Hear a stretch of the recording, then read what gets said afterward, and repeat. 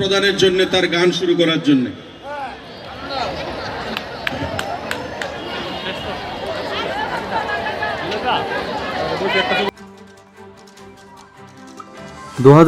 লোকসভা নির্বাচনে 242টি একক সিট নিয়ে জয়ী হয়েছে বিজেপি।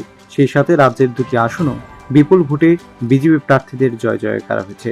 এবারে সেই জয় জয়কারের সাক্ষী রেখে 10 মজলিশপুর বিধানসভা এলাকায় বিজয় উৎসবের আয়োজন করা হয় সোমবার। এদিন মোহনপুর রানীগাঁও স্কুল মাঠে এই বিজয় উৎসবের আয়োজন করা হয়। এখানে 10 মজলিশপুর বিধানসভা কেন্দ্রের বিধায়ক তথা খাদ্যমন্ত্রী সুশান্ত চৌধুরী উপস্থিত ছিলেন বিজেপি মণ্ডলের নেতৃত্ব সহ কর্মী সমর্থকরা। উৎসবকে কেন্দ্র করে দলীয় কর্মী সমর্থকদের উদ্দেশ্যে আগামী দিনে সরকারের ভাবধারা এবং আসন্ন পঞ্চায়েত নির্বাচনের রূপরেখা নিয়ে অভিমত ব্যক্ত করেন মন্ত্রী।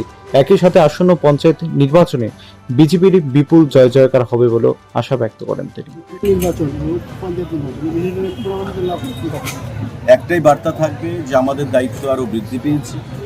আমাদের লোকসভায় এই রাজ্যে 2টো আসনই 6 লাখের উপর ভোটে পশ্চিম আসন এবং প্রায় 5 লাখের কাছে ভোটে পূর্ব আসনে আমরা জয়ী হয়েছি। তো আমাদের দায়িত্ব আরও বৃদ্ধি পেয়েছে সাংগঠনিকভাবে, প্রশাসনিকভাবে। এবং মোদিজি যেটা বলেন যে সবসময় বিনয়ী হতে হবে, মানুষের প্রতি আস্থা রাখতে হবে।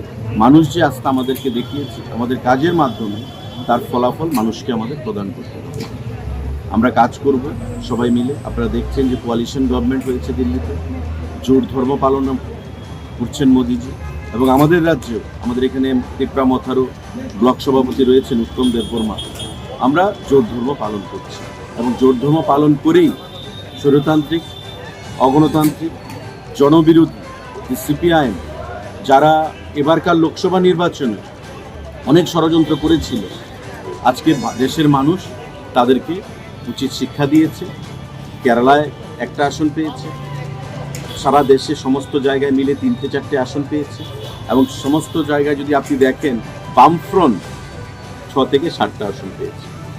তো আজকে তাদের সমর্থন তলানিতে।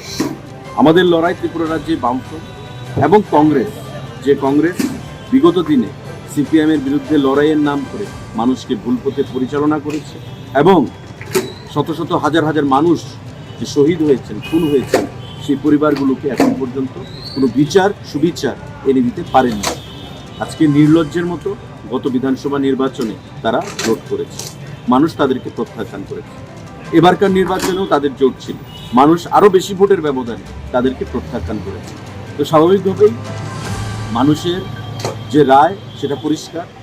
আমাদের বিশ্বাস আগামী পঞ্চায়েত নির্বাচনে আমাদের রাজ্যে প্রত্যেকটি ওয়ার্ডে মানুষ বিজেপিকে জয়ী করবে এবং পরবর্তী সময়ে যে ভিলেজ কমিটির নির্বাচন হবে সেই নির্বাচনে ত্রিপুরা মথা এবং বিজেপি প্রার্থীদেরকে জয়ী করবে।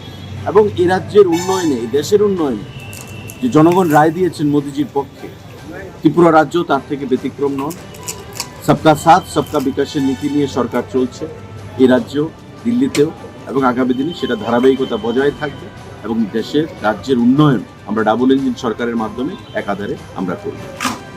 ব্যুরো রিপোর্ট, প্রগতি নিউজ।